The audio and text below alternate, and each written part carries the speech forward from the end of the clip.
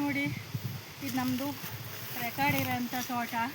ಖಾತೆಯಾಗಿ 13 ವರ್ಷ ಆಗಿ ನಾವು ತೋಟ ಮಾಡ್ತಾಯಿದ್ದೀವಿ. ಈ ಕಾಫಿ ತೋಟ ಬೆಳೆದಿದ್ದೀವಿ. ಆದರೆ ಈ ಥರ ಸಿಲ್ವರ ಮಾರಿದ್ನೆ.